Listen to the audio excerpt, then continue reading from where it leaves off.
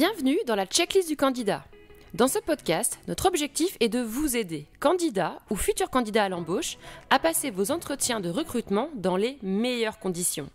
Simple, court et efficace. Tous nos conseils en 5 minutes pour y aller serein. Aujourd'hui, focus sur un incontournable en entretien d'embauche. Se présenter face au recruteur. En matière d'embauche, il existe des questions incontournables et vous aurez du mal à passer outre.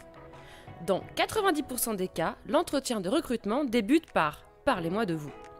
Le candidat est invité par le recruteur à prendre la parole quelques instants pour se présenter.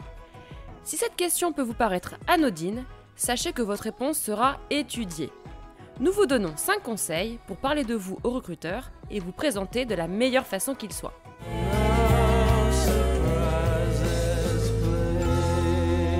Premier conseil, pas d'improvisation.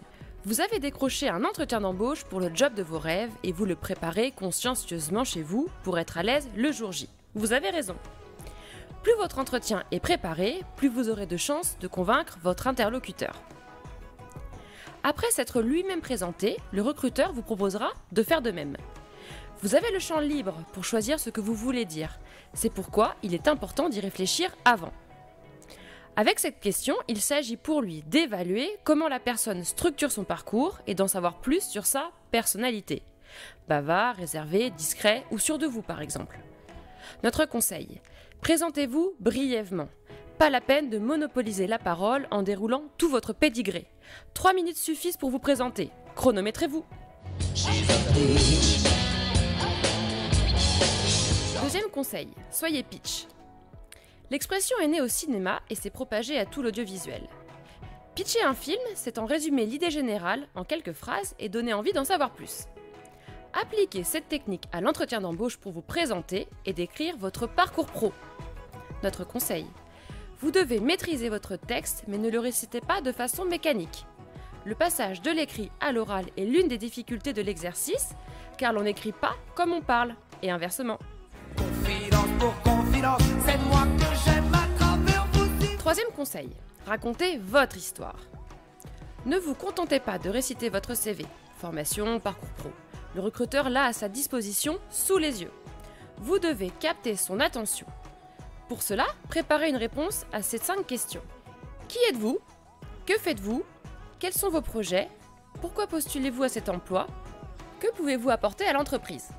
Pour marquer les esprits, pensez à une anecdote qui vous distingue des autres ou à une particularité de votre parcours qui rend votre profil intéressant.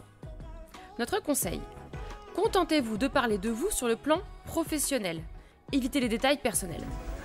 C'est l'histoire d'un mec. Vous la connaissez, non? Quatrième conseil, travaillez la chute. Le petit détail qui vous distingue des autres candidats doit arriver à la toute fin de votre pitch, selon la règle immuable qui fait que l'on se souvient mieux des derniers mots prononcés. Ce peut être une langue que vous maîtrisez parfaitement, inutile de signaler de simples notions en anglais. Le dernier marathon que vous avez couru, vous montrerez ainsi que vous êtes endurant mais aussi résistant mentalement. Ou encore une recommandation d'un ancien employeur. Notre conseil, ne mentionnez un hobby insolite qu'à condition que ce dernier vous confère une compétence particulière qui puisse éclairer le recruteur sur votre sens du travail collectif, vos capacités de concentration ou votre autonomie. C'est un beau roman, c'est une belle histoire. Cinquième conseil, en pratique, voici un exemple de pitch. J'exerce mon métier de content manager depuis 8 ans. Mon parcours professionnel a commencé en 2012 en qualité de coordinatrice éditoriale pour un éditeur juridique. Ensuite, j'ai occupé pendant 3 ans le poste de responsable de rubrique pour un site internet. Mes réalisations ont permis par exemple de définir la ligne édito des contenus du site, d'augmenter son trafic, de conduire des projets complexes avec les équipes techniques.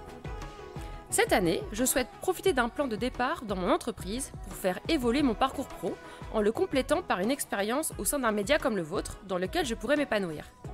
Pour conclure rapidement, mon ancien employeur dirait que je prends mes missions très à cœur, que je rends un travail toujours impeccable et que je suis toujours de bonne humeur. Vous venez d'écouter l'épisode 3 de la checklist du candidat, podcast que vous pouvez réécouter sur cadreemploi.fr.